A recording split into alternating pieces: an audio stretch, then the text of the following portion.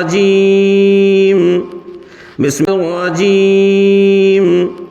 بسم الله الرحمن الرحيم يا أيها الذين آمنوا إذا نودي للصلاة من يوم الجمعة فاسعوا إلى ذكر الله وذروا البيع ذلكم خير لكم إن كنتم تعلمون صدق الله العظيم.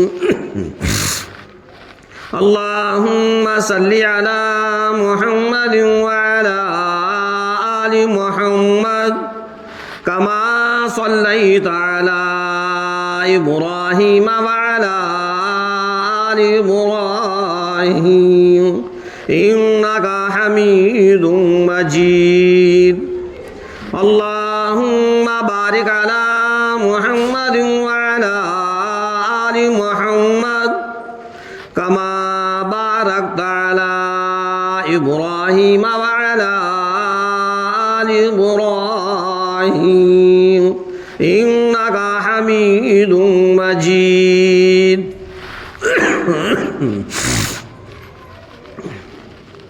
محترم بزرگوں، دوستوں، عزیز ساتھیوں،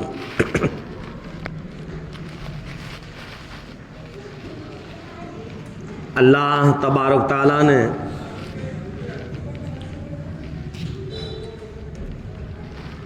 آج جمعے کے دن کو اور تمام دنوں پر بڑی فضیلت بخشی ہے. جمعے کا دن عام دنوں کے طریقے سے نہیں ہے.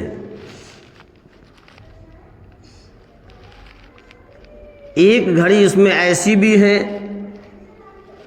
کہ جو مانگا جائے اللہ اس کو پورا کرتا ہے،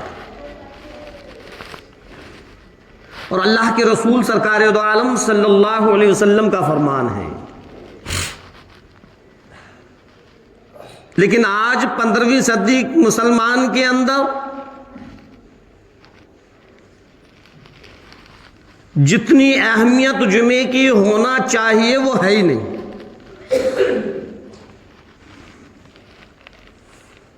جبکہ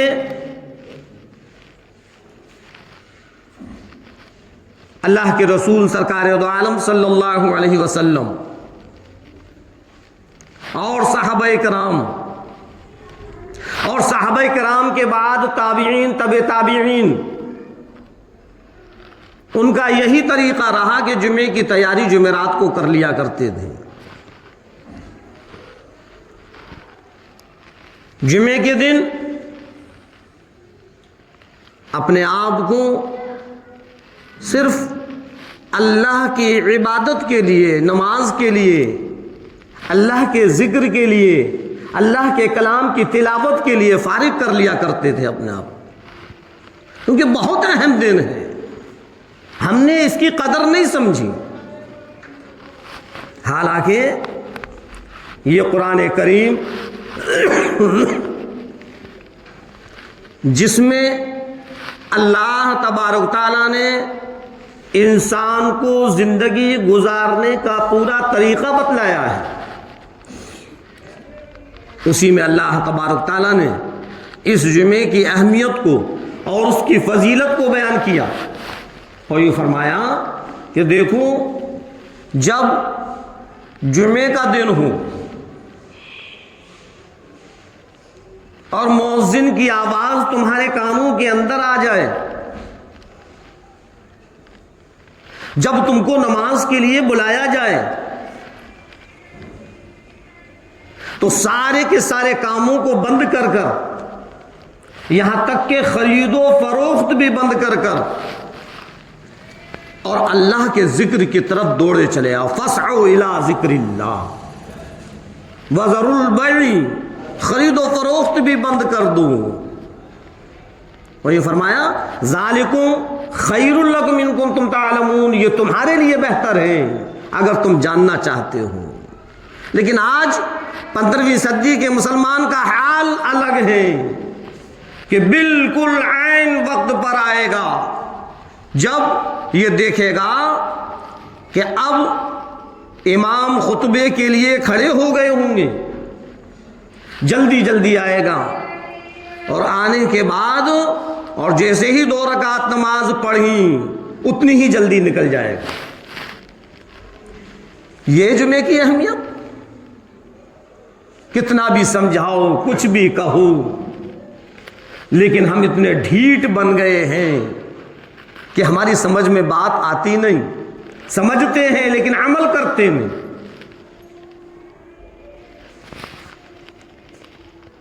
اور عام دنوں کی بات کریں، مسجدیں خالی ہیں، بہت سی مساجد ایسی ہیں جو ویران پڑی ہوئی ہیں،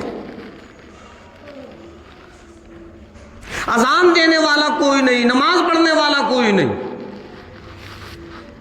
گاؤں دیہاتوں کی طرف جا کر دیکھوں، مسجدیں بنا لی لیکن نماز ہی نہیں ہو رہی۔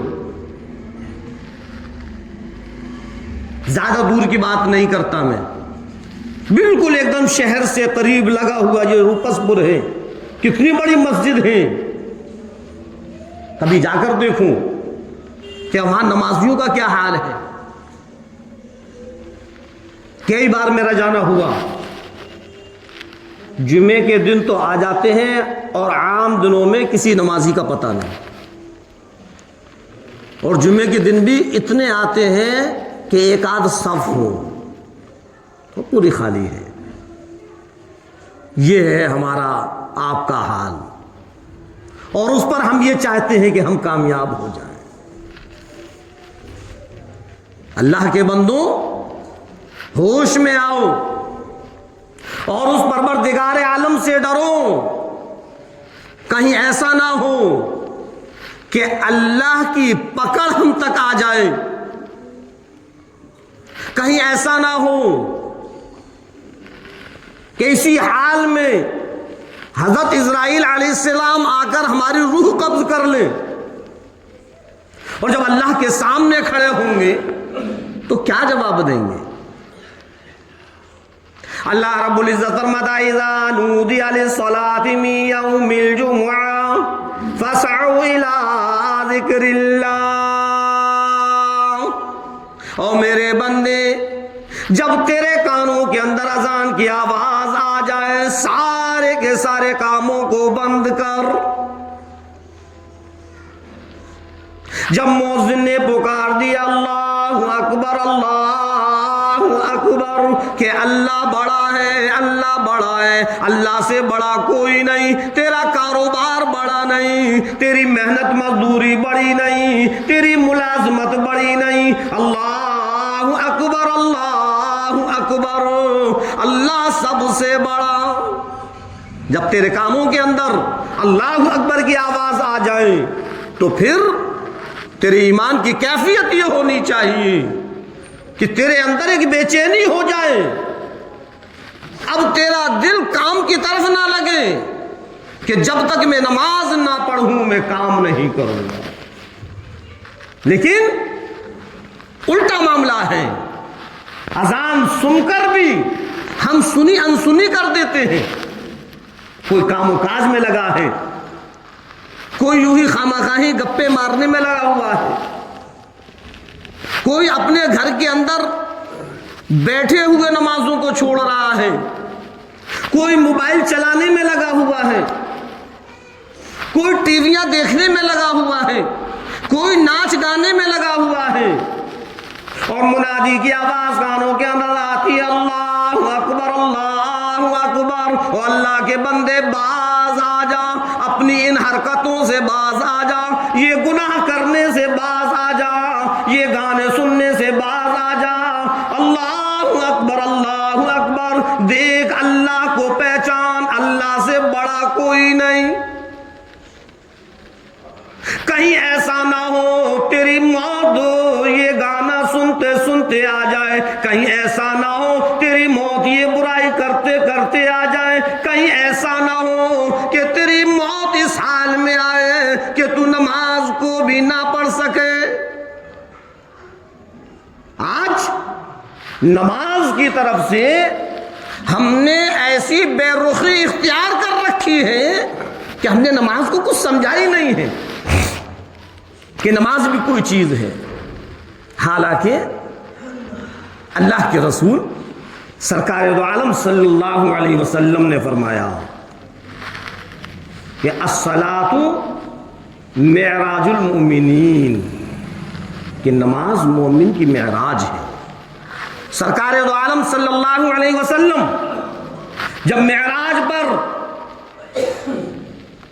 اللہ تبارک تعالیٰ سے ملاقات کرنے گئے، معراج کے لیے گئے، اور جب اللہ نے معراج کرا دی، جب ملاقات ہو گئی، اللہ کے رسول امام الانبیاء سرکار دو عالم صلی اللہ علیہ وسلم فرمانے لگے، او میرے پروردگار اور رب کائنات، اے رب ذوالجلال، میں نے تو معراج کر لی، مجھ کو تو تیرا دیدار ہو گیا، لیکن میری امت میں بہت سے ایسے نیک بندے، ایسے متقی ہیں، پرہیزگار ہیں، تجھ سے ڈرنے والے ہیں، کیا حال ہوگا ان کا؟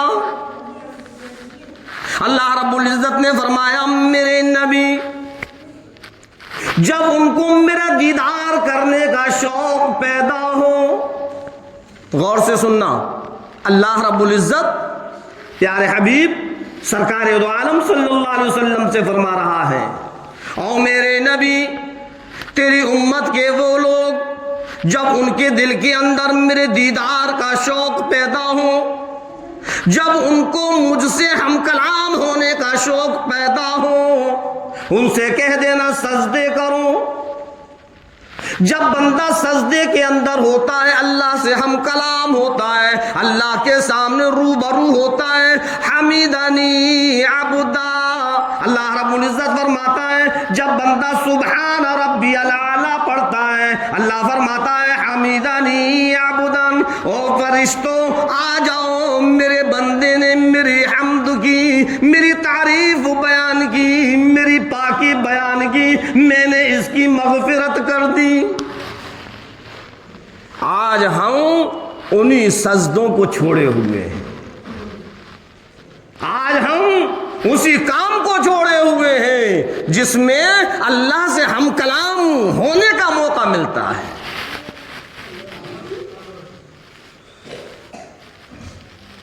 اللہ کے رسول سرکار دو عالم صلی اللہ علیہ وسلم نے فرما دیا کہ اے لوگوں، الصلاۃ معراج المومنین، نماز مومنوں کی معراج ہے. جب آپ معراج سے واپس آئے اور صحابہ کرام سے جب آپ نے فرمایا کہ الصلاۃ معراج المومنین، نماز مومنوں کی معراج ہے، اللہ سے ہم کلام ہونے کا ذریعہ ہے، اللہ سے ملاقات کرنے کا ذریعہ ہے. اگر کوئی ملاقات کرنا چاہتا ہے، اگر کوئی اللہ سے ہم کلام ہونا چاہتا ہے، اگر کسی کے دل میں اللہ کے دیدار کا شوق پیدا ہوتا ہے تو آ جا، نماز پڑھ، سجدے کر، سجدے میں تو اللہ سے ہم کلام ہے. صحابہ کرام نے عرض کیا، اے اللہ کے نبی، اب تو اللہ سے ہم کلام ہونے کا ذریعہ مل گیا، اور جب بھی کوئی پریشانی آیا کرتی تھی، جب بھی کوئی تکلیف ہوا کرتی تھی، جب کوئی مصیبت سامنے آ جاتی تھی، صحابہ کرام کا حال یہ تھا، 2 رکعت نماز پڑھا کرتے تھے، ساری کی ساری پریشانی دور ہو جایا کرتی تھی.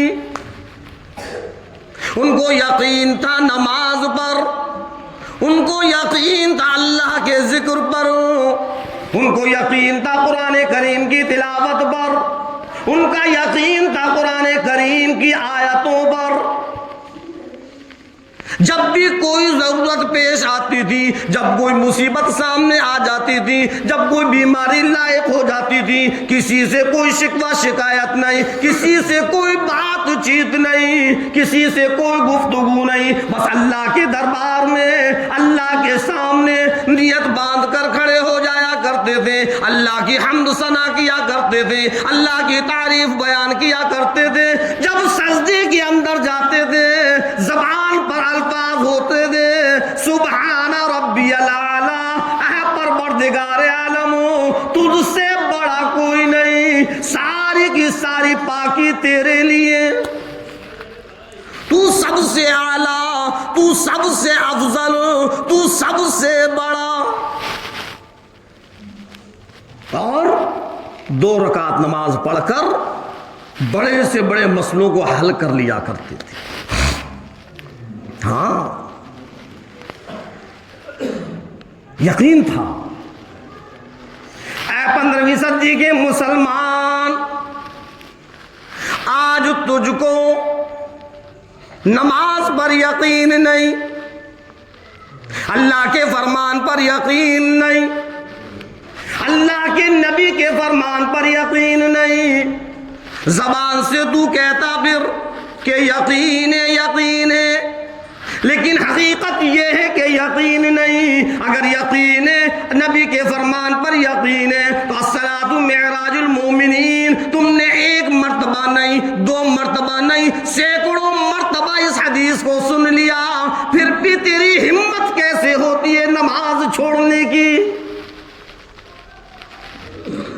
اگر نبی کے فرمان پر یقین ہے تو آپ نے فرمایا قرۃ العین فی الصلاۃ، میری آنکھوں کی ٹھنڈک نماز میں۔ اے لوگوں، اگر تم یہ چاہتے ہو میری آنکھوں کو ٹھنڈک ملے، نماز کو پڑھا کرو۔ ایک طرف تیری زبان سے نکلتا ہے کہ میں نبی سے محبت کرتا ہوں، ایک طرف تو عاشق نبی کے دعوے کرتا ہے، ایک طرف تو اپنے آپ کو نبی کا غلام کہتا ہے۔ کیسی تیری عاشقی، کیسی تیری غلامی، کیسا یقین ہے کہ سرکار فرما رہے ہیں پھر بھی نماز کی پرواہ نہیں۔ ہاں کیسا یقین ہے یہ، کیسا ایمان ہے یہ۔ اگر حقیقت میں تو اللہ کے کلام پر یقین کرنے والا بن جائے، اگر حقیقت میں اللہ کے نبی کے فرمان پر یقین کرنے والا بن جائے، اگر حقیقت میں اللہ کی آیتوں پر یقین کرنے والا بن جائے، خدا کی قسم پھر میری تیری نماز کبھی قضا نہیں ہوگی۔ ہم اور آپ کبھی شیطان کے بہکاوے میں نہیں آئیں گے، اور اگر آ بھی گئے تو اللہ تو یوں فرماتا ہے کہ چل کوئی بات نہیں، آ جا میرے سامنے، توبہ کر، استغفار کر، میں تیرے سارے گناہوں کو معاف کر دوں گا۔ لیکن ہم ہیں کہ اللہ کے سامنے جھکنے کو تیار ہی نہیں۔ کہیں دکان کا نقصان نہ ہو جائے، کہیں کاروبار میں نقصان نہ ہو جائے، کہیں کوئی گاہک نکل نہ جائے، اسی لیے تو ہم دکان چھوڑ کر نماز میں نہیں آتے۔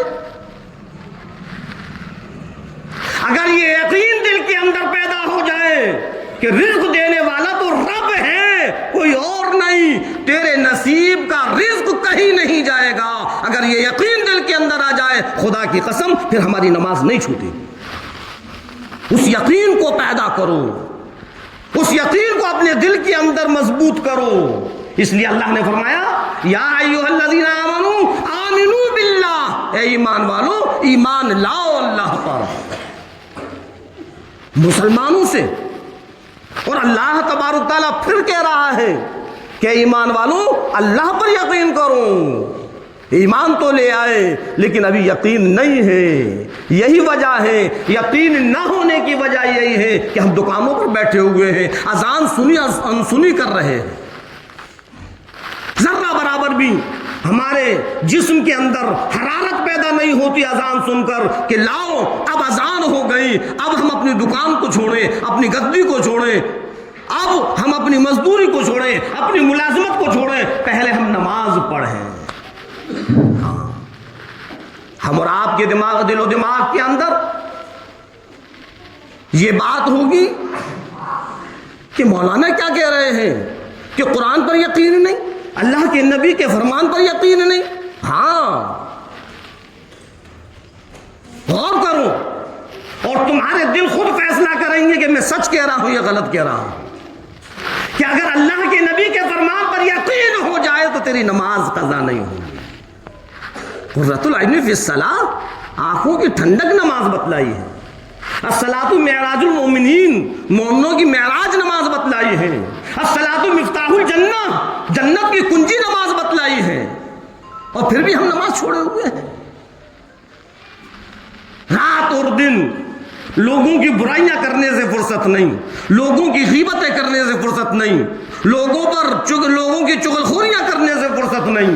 دکان پر بیٹھے ہیں چغلخوریاں ہو رہی ہیں، مسجد میں بیٹھے ہیں چغلخوریاں ہو رہی ہیں، کاروبار میں لگے ہیں برائیاں ہو رہی ہیں. اے اللہ کے بندو، اللہ کے رسول سرکار دو عالم صلی اللہ علیہ وسلم کی ایک حدیث پاک اگر سنو گے رونگٹے تھرانے لگیں گے. اللہ کے رسول سرکار دو عالم صلی اللہ علیہ وسلم خچر پر سوار ہیں، آپ گزر رہے ہیں. آپ کا گزرنا دو قبروں کے پاس سے ہوا، خچر ایک دم بدکنے لگا. غور کرنا، جب آپ صلی اللہ علیہ وسلم کا گزر ایسی جگہ سے ہوا جہاں کے دو قبریں تھیں تو خچر ایک دم بدک گیا. آپ اترے، اترنے کے بعد کسی درخت کی دو ٹہنیاں لی، ایک ٹہنی لی، اس کے دو ٹکڑے کیے اور دونوں قبروں پر لگا دی. اور آپ نے فرمایا اے صحاباؤ، جانتے ہو یہ بدکا کیوں؟ اس لیے کہ قبر کے اندر عذاب ہو رہا ہے. یہ دونوں شخص ایسے ہیں، ایسے گنہگار ہیں، ایسے خطاوار ہیں جن کے گناہ کی وجہ سے ان کو عذاب ہو رہا ہے. اور سرکار دو عالم صلی اللہ علیہ وسلم نے فرمایا کہ اے صحابیوں، ان میں سے پہلا شخص وہ ہے جو پیشاب کی چھینٹوں سے نہیں بچتا تھا. اب ہم اپنے اندر غور کریں، ایسا لباس ہم نے بنایا، ایسا لباس بنایا کہ سوچتے ہیں کہ کیسے کریں، بیٹھ نہیں سکتے، لاؤ کھڑے کھڑے کر لیں.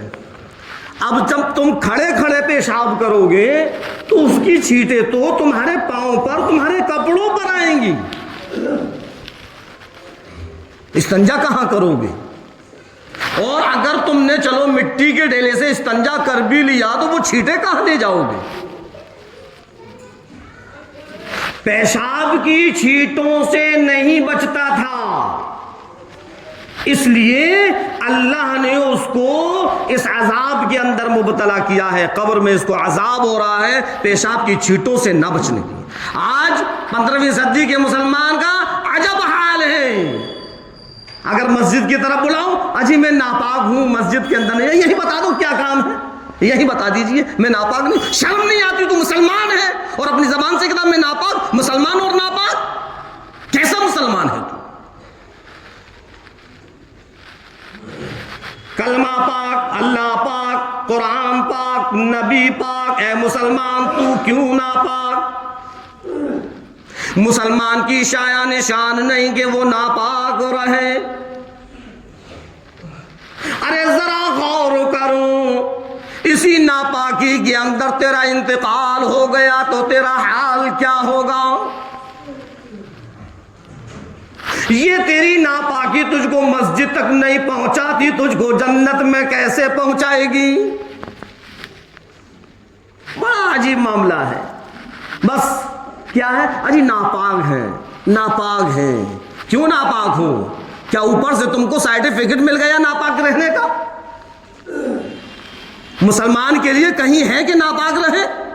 صفائی پاکی کو آدھا ایمان بتایا ہے. اب آدھا ایمان تو نے ناپاک ہو کر ہی ختم کر دیا. غور کرنا، آدھا ایمان تو تیرا ناپاکی میں ہی چلا گیا.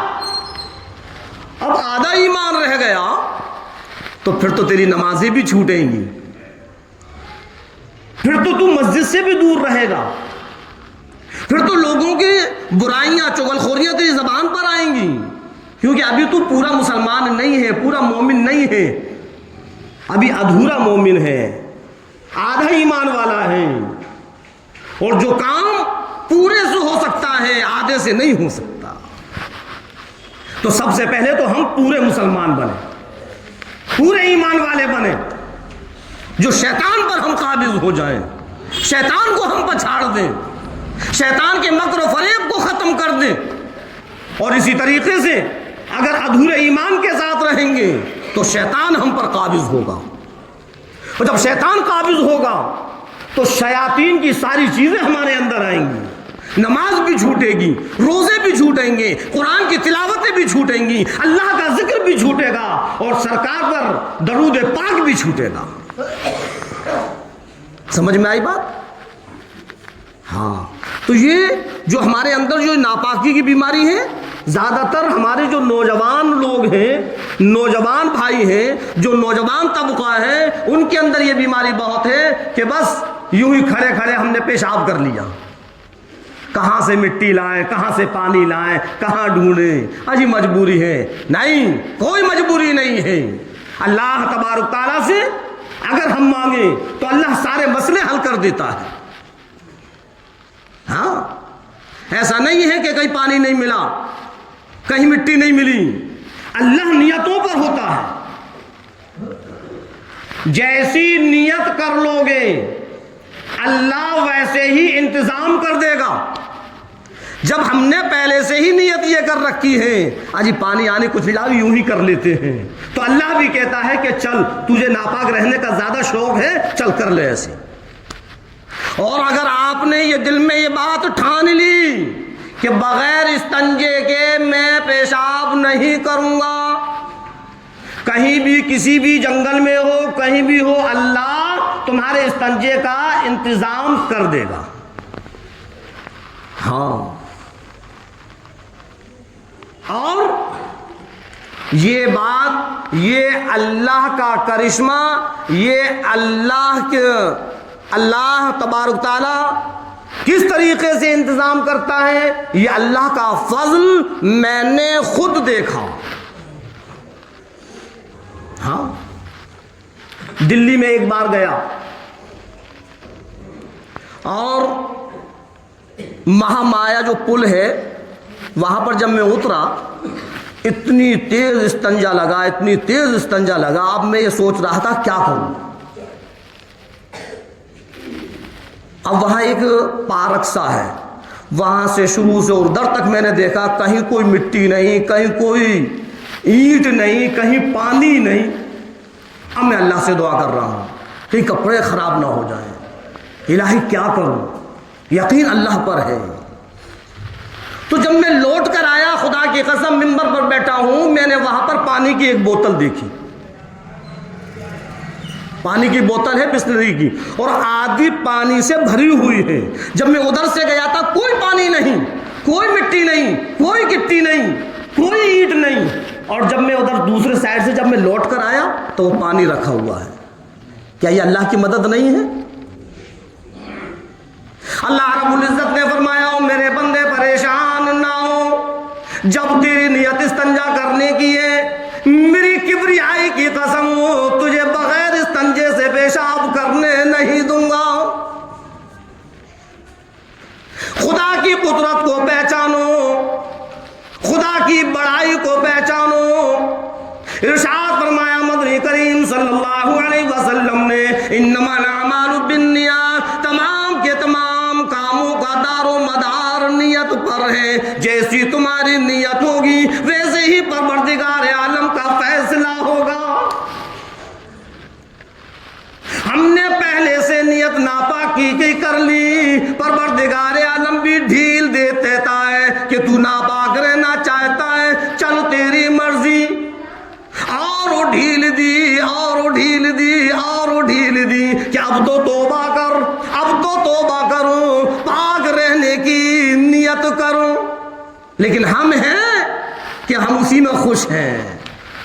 ناپاکی کو ہم نے اپنا ایک شوق بنا لیا. بس تنگ پینٹ ہے، بیٹھ سکتے نہیں، یوں ہی کھڑے کھڑے ہم نے گدھے گھوڑے کی طریقے سے پیشاب کر کر اور یوں ہی چل دیے. یہ مسلمان ہے؟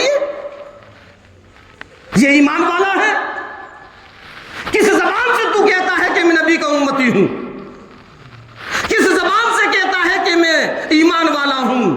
ایمان والا اور جانوروں کی طریقے سے زندگی گزارے، ایمان والا اور گدھے گھوڑوں کی طریقے سے پیشاب کرے، ایمان والا ناپاک رہنے کی عادت ڈالے لے، یہ ایمان والا نہیں ہے۔ میرے عزیزوں، میرے دوستوں، ہم اپنے دل کو سمجھا رہے ہیں کہ ہم مسلمان ہیں، لیکن خدا کی قسم اللہ کی فہرست میں، شریعت کی فہرست میں، اسلام کی فہرست میں وہ مسلمان ہی نہیں جو اللہ اس کے نبی کا فرما بردار نہیں۔ سمجھ میں آئی بات؟ جی آج ہمارے اندر جو بیماری ہے ناپاک رہنے کی، خدا کی قسم بہت ہی خطرناک بیماری ہے یہ، جو آج ہم کھڑے کھڑے جو پیشاب کر دیتے ہیں۔ اللہ کے رسول سرکار دو عالم صلی اللہ علیہ وسلم صحاباؤں کو فرما رہے ہیں، اے صحابیوں، جانتے ہو یہ عذاب کیوں ہو رہا ہے؟ اس میں سے ایک وہ شخص ہے جو پیشاب کی چھینٹوں سے نہیں بچتا تھا۔ ہم نے سمجھا ہی نہیں کہ پیشاب کی چھینٹیں کیا ہیں۔ ایسی جگہ پیشاب کرو جہاں کہ آپ کے اوپر چھینٹیں نہ آئیں۔ ایسا نہیں ہے کہ بس چلو چھینٹ آ رہی ہے کوئی بات نہیں، پیر دھو لیں گے۔ ارے پیر تو دھو لو گے، لیکن تم نے جو چھینٹوں سے بچاؤ نہیں کیا، کہیں اللہ کا غضب نازل نہ ہو جائے اور کہیں تم پر اس پیشاب کی چھینٹوں سے نہ بچنے کی وجہ سے کہیں عذاب نہ آ جائے۔ ہاں، ارشاد فرمایا مدنی کریم صلی اللہ علیہ وسلم نے کہ اس میں سے پہلا شخص وہ ہے، ایک اس انسان کی قبر ہے جو پیشاب کی چھینٹوں سے نہیں بچتا تھا۔ اس پیشاب کی چھینٹوں سے نہ بچنے کی وجہ سے اللہ نے قبر کے اندر اس کو عذاب کے اندر مبتلا کر دیا۔ آج ہم پیشاب کی چھینٹوں کو تو ہلکا پھلکا گناہ سمجھتے ہو، اور کچھ ایسے ہیں گناہ سمجھتے ہی نہیں، بہت بڑا گناہ ہے۔ یاد رکھنا میرے عزیزوں، پیشاب کی چھینٹوں سے بچو، ناپاک رہنے سے بچو۔ جب تم ناپاک رہنے سے بچ جاؤ گے، مسجد کے اندر آنا آسان ہو جائے گا۔ شیطان کا سب سے بڑا جال جو ہم اور آپ کے اوپر ہے وہ یہی ہے کہ اس نے ناپاک رہنے کی عادت ڈلوا دی۔ اب وہ بھی یہ سوچتا ہے چل پیارے تو ناپاک رہے، مسجد تک پہنچ ہی نہیں پائے گا۔ ہم اس ناپاکی کو ختم کریں، پاک رہنے کی عادت ڈالیں، جس سے کہ مسجد میں آنا ہمارا آسان ہو جائے، نماز پڑھنا آسان ہو جائے، قرآن کی تلاوت کرنا آسان ہو جائے، اللہ کا ذکر کرنا آسان ہو جائے۔ تو پہلا شخص کون تھا؟ اللہ کے رسول سرکار دو عالم صلی اللہ علیہ وسلم فرما رہے ہیں کہ پہلا شخص، یہ جو دو قبریں ہیں، ان دونوں قبروں میں جو عذاب ہو رہا ہے اس میں پہلا شخص وہ ہے، یہ اس شخص کی قبر ہے جو پیشاب کی چھینٹوں سے نہیں بچتا تھا۔ اللہ تبارک تعالیٰ نے اس وجہ سے اس کو عذاب کے اندر مبتلا کیا ہے۔ اور ارشاد فرمایا مدنی کریم صلی اللہ علیہ وسلم نے، دوسرا شخص جس پر اللہ کا عذاب ہے وہ ہے جو لوگوں کی چغل خوریاں کیا کرتا تھا۔ جی سمجھ میں آئی بات؟ یہ بیماری بھی ہمارے اندر ہے۔ اللہ کے رسول سرکار دو عالم صلی اللہ علیہ وسلم نے فرمایا کہ ایک کی قبر اس کی ہے جو پیشاب کی چھینٹوں سے نہیں بچتا تھا، اور دوسری جو قبر ہے اس انسان کی ہے جو چغل خوریاں کیا کرتا تھا، لوگوں کی غیبتیں کیا کرتا تھا، لوگوں کی برائیاں کیا کرتا تھا، لوگوں کی چغل خوریاں کیا کرتا تھا۔ اس چغل خوری کی وجہ سے، اس غیبت کی وجہ سے، اس برائی کی وجہ سے اللہ نے اس کو عذاب کے اندر مبتلا کیا ہے، اور قبر کے اندر اس کو عذاب ہو رہا ہے۔ شہادت دینے والا کون ہے؟ امام الانبیاء ہے، سرکار دو عالم صلی اللہ علیہ وسلم ہے، جو سچوں کے سچے ہیں، جس کو نبی کی سچائی پر یقین نہیں، جس کو نبی کے فرمان پر یقین نہیں، جس کو نبی کے کلام پر یقین نہیں، وہ مسلمان نہیں۔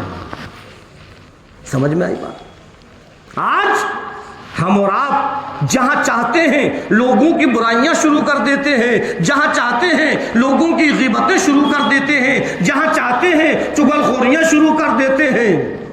بچو بچو، یہ ایسا شدید گناہ ہے، یہ ایسا خطرناک گناہ ہے، یہ ایسا بڑا گناہ ہے کہ اس گناہ کی وجہ سے سرکار دو عالم صلی اللہ علیہ وسلم فرما رہے ہیں کہ اس قبر میں جو عذاب ہو رہا ہے وہ لوگوں کی چغل خوریاں کیا کرتا تھا۔ میں نے بتلایا نہیں کہ اب تو کچھ ایسے بھی ہیں مسجدوں میں بیٹھے ہوئے ہیں، ان کو یہ بھی خیال نہیں کہ ہم اللہ کے گھر میں بیٹھے ہیں، بس وہیں چغل خوری شروع کر دی، وہیں برائیاں شروع کر دی، وہیں غیبتیں شروع کر دی، جبکہ اللہ کا گھر تو ایسا گھر ہے کہ یہاں تو فضول بات بھی نہیں ہونی چاہیے، صرف عبادت ہو، اللہ کا ذکر ہو، قرآن کی تلاوت ہو، سجدے ہو، نماز ہو، نوافل ہو، اشراق ہو، چاشت ہو، اوابین ہو، تہجد ہو، عبادتوں کا گھر ہے، ذکر کرنے کا گھر ہے، سجدے کرنے کی جگہ ہے، یہاں دنیاوی فضول باتیں کرنے کی جگہ نہیں ہے۔ ہاں، اللہ کے رسول سرکار دو عالم صلی اللہ علیہ وسلم نے سارے کے سارے ایمان والوں کو، اپنے سارے کے سارے امتیوں کو، سارے کے سارے مسلمانوں کو دو چیزوں کے لیے فرمایا، غور کرنا۔ سرکار دو عالم صلی اللہ علیہ وسلم نے دو چیزوں کے لیے فرمایا، اور یوں فرمایا مدنی کریم صلی اللہ علیہ وسلم نے من یضمن لی ما بین لحییہ وما بین رجلیہ اضمن لہ الجنہ، دو چیزوں کی ضمانت تم دے دو، ایک چیز کی ضمانت میں لیتا ہوں۔ کیا فرمایا؟ اے لوگوں، اے میرے صحاباؤں، اے مسلمانوں، دو چیزوں کی ضمانت تم دے دو، ایک چیز کی ضمانت میں لیتا ہوں، تمہارے دونوں جبڑوں کے درمیان جو گوشت کا لوتھڑا ہے کبھی اس کو غلط استعمال مت کرنا۔ اللہ کے رسول سرکار دو عالم صلی اللہ علیہ وسلم کا فرمان ہے، کیا فرما رہے ہیں؟ من یضمن لی ما بین لحییہ، تمہارے دونوں جبڑوں کے درمیان جو گوشت کا لوتھڑا ہے جس کو ہم اور آپ زبان کہتے ہیں، حجی سمجھ میں آئی بات؟ اس زبان کے لیے ہے سرکار نے فرمایا کہ اس زبان کی ضمانت دو، کبھی زبان سے جھوٹ مت بولنا، کبھی کسی کی غیبت مت کرنا، چغل خوری نہ کرنا، کبھی بھی اس زبان سے کسی کی برائی نہ کرنا۔ من یضمن لی ما بین لحییہ، پہلی چیز بتلائی کہ اس زبان کی ضمانت دو، کہ اس زبان سے کوئی غلط بات مت کرنا۔ اللہ نے یہ زبان بنائی ہے قرآن کی تلاوت کے لیے، سرکار پر درود پاک کے لیے، سمجھے، اللہ کی بڑائی بیان کرنے کے لیے، قرآن کریم کی تلاوت کے لیے، اللہ کی حمد و ثنا بیان کرنے کے لیے۔ دکان پر بیٹھے ہوں، گھر میں بیٹھے ہوں، خالی بیٹھے ہوئے ہیں، بس ہماری زبان پر اللہ کا ذکر ہو، اللہ کا ذکر ہو۔ جتنا ہم اللہ کا ذکر کریں گے اتنے ہی ہم اللہ کے محبوب بن جائیں گے۔ ہاں، جتنا ہم سرکار دو عالم صلی اللہ علیہ وسلم پر درود پاک پڑھیں گے، ہم اپنی عادت درود پاک پڑھنے کی بنا لیں گے۔ رات اور دن جب ہمیں وقت ملا ہماری زبان پر درود پاک ہوں، خدا کی قسم لکھا ہوا ہے کہ اس وقت تک اس کو موت نہیں آئے گی جب تک کہ سرکار کا دیدار نہ ہو جائے۔ سمجھ میں آئی بات؟ اس وقت تک اس کو موت نہیں آئے گی۔ کون فرما رہا ہے؟ سرکار فرما رہے ہیں کہ جو درود پاک پڑھنے کی عادت بنا لے، زبان پر ہر وقت اس کے درود ہو، جب تک مرے گا نہیں، جب تک کہ خواب میں سرکار کا دیدار نہ ہو، سرکار کی زیارت نہ ہو۔ اور یوں فرمایا کہ جس نے خواب میں زیارت کی اس نے حقیقت میں زیارت کی۔ تو سمجھ میں آئی بات؟ اور جس نے حقیقت میں زیارت کر لی تو شفاعت کو اس کے لیے واجب ہوگی، پھر تو سرکار اس کے لیے سفارش کریں گے۔ ہم درود پاک ہی نہیں پڑھتے، ہماری عادت ہی نہیں درود پڑھنے کی، اس لیے فرمایا کہ جہاں تمہارے اور اذکار ہیں وہیں ایک تسبیح درود پاک کی بھی لگا دو، درود پاک بھی پڑھو۔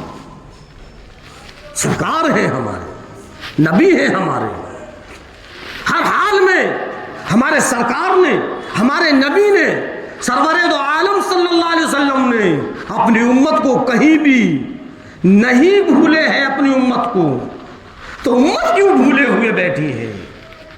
امت کا بھی حق بنتا ہے کہ سرکار دو عالم صلی اللہ علیہ وسلم پر درود پاک پڑھے۔ ہاں، تو بہرحال میں یہ بتلا رہا تھا کہ سرکار دو عالم صلی اللہ علیہ وسلم نے فرمایا کہ دو چیزوں کی ضمانت تم دے دو، ایک چیز کی ضمانت میں لیتا ہوں، تمہارے دونوں جبڑوں کے درمیان جو یہ گوشت کا لوتھڑا ہے کبھی اس کو غلط استعمال مت کرنا، کبھی اس سے جھوٹ مت بولنا، کسی کی غیبت مت کرنا، کسی کی چغل خوری مت کرنا، کسی پر الزام نہ لگانا، کسی پر بہتان نہ لگانا، کسی کی برائی نہ کرنا، اس زبان سے کبھی کسی کو گالی نہ دینا،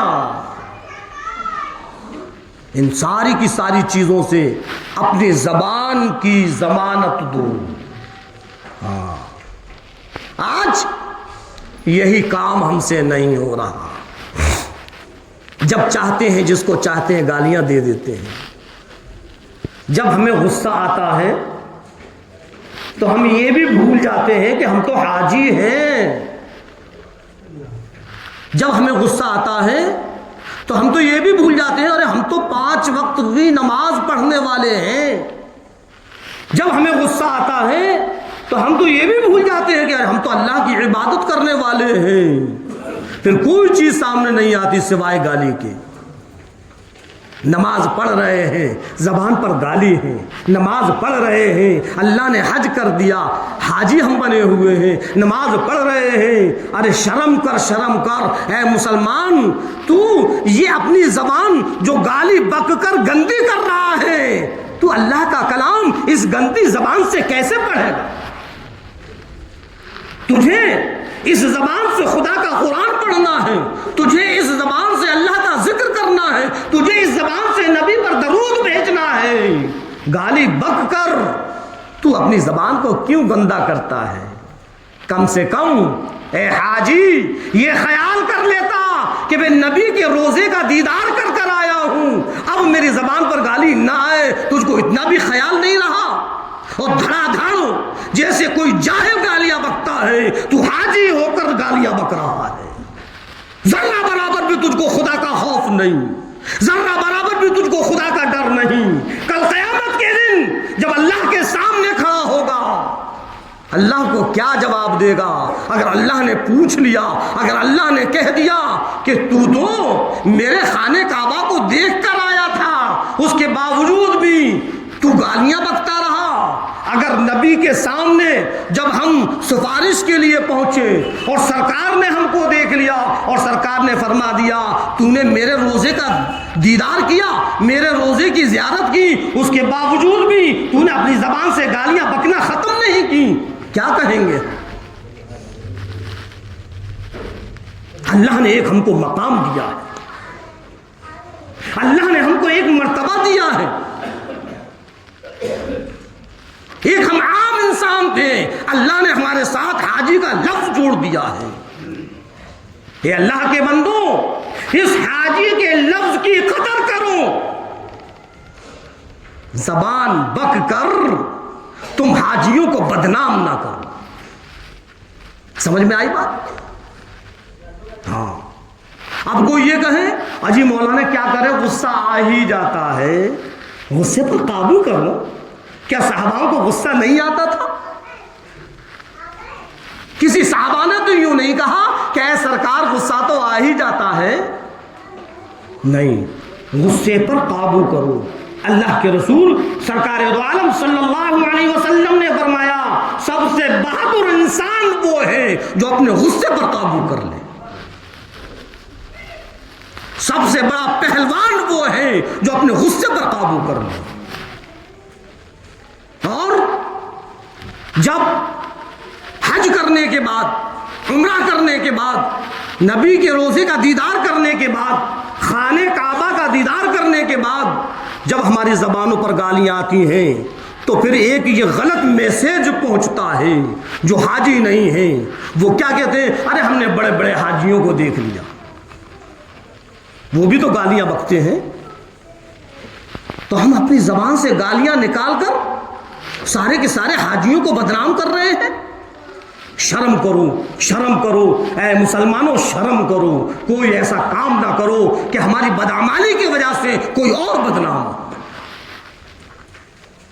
ہاں، جیسے ہی زبان پر گالی کا لفظ آئے فوراً اللہ سے توبہ کرو، فوراً توبہ کرو، وہی کہ وہی زبان کو روک لو۔ غلطی سے اگر ایک آدھ گالی نکل جاتی ہے تو یہ نہیں ہے کہ یوں ہی گالیوں کی بوچھار لگا دیں، وہیں کہ وہیں اپنی زبان کو روکو۔ تمہاری آنکھوں سے آنسو جاری ہو جائیں، خدا کا ایسا خوف ہو، ایسا ڈر ہو، الہی یہ میں نے کیا کر دیا، یہ میری زبان سے کیسے نکل گیا، اے پروردگار عالم میری مغفرت فرما، میرے گناہ کو معاف فرما، یہ مجھ سے کیسی ذلیل حرکت ہو گئی، کیسے میری زبان سے گالی نکل گئی۔ میرے حاجیوں، اللہ نے یہ مقام جو دیا ہے یہ ہر کسی کو نہیں ملتا۔ بڑے خوش نصیب ہوتے ہیں جن کو پروردگار عالم بیت اللہ شریف کا دیدار کرا دیتا ہے، بڑے خوش نصیب ہوتے ہیں جن کو پروردگار عالم روضہ اقدس کا دیدار کرا دیتا ہے، بڑے خوش نصیب ہوتے ہیں وہ قدم جو مدینے کی گلیوں میں چلتے ہیں، بڑے خوش نصیب ہوتے ہیں وہ قدم جو مکہ مکرمہ کے حرم شریف کے اندر چلتے ہیں، بڑے خوش نصیب ہوتے ہیں وہ جو مکے کے بازاروں میں چلتے ہیں، بڑے خوش نصیب ہوتے ہیں وہ جو مدینے کے بازاروں میں چلتے ہیں۔ تم تو ایسی مبارک جگہ سے آئے ہو، اس کے بعد کہاں تم بدعمالیوں میں پھنس گئے، کہاں تم گالیوں کے اندر آ گئے، کہاں تم ان بیہودہ باتوں کے اندر آ گئے۔ ارے تمہارا کام تو صرف اور صرف اپنا کاروبار کرنا، مسجد کے اندر نماز پڑھنا، اللہ کا ذکر کرنا، قرآن کی تلاوت کرنا، اگر کسی وجہ سے غصہ آ جائے تو اپنے غصے پر قابو کرنا۔ ایسا نہیں کہ غصے کی وجہ سے بس گالیوں کی بوچھار نکال دی جائے، نہیں۔ میرے عزیزوں، میرے دوستوں، میں ایک عام بات کہہ رہا ہوں، میں کسی کو نشانہ بنا کر نہیں کہتا، میں تو صرف اس لیے کہہ رہا ہوں کہ کل کہیں قیامت کے دن اللہ کے سامنے، اللہ کے نبی کے سامنے جب ہم اور آپ پہنچے تو کہیں اللہ ناراض نہ ہو جائے، نبی ناراض نہ ہو جائے، کہیں ناراضگی سے ہماری طرف سے چہرہ نہ پھیر لیں۔ اگر نبی نے چہرہ پھیر لیا تو جہنم سے بچانے والا کوئی نہیں ہے۔ سمجھ میں آئی بات؟ ابھی تک جو ہوا وہ ہوا، ہم توبائیں کریں، استغفار کریں، رو کر گڑ گڑا کر معافی تلافی کریں کہ اللہ میں بہت بڑی بھول میں تھا، مجھ سے غلطی ہو گئی، اب میں اپنی زبان پر کبھی کوئی گالی نہیں لاؤں گا۔ کہو انشاءاللہ۔ اللہ رب العزت ہم اور آپ کی تمام کے تمام ایمان والوں کی حفاظت فرمائے۔ وما علینا الا البلاغ۔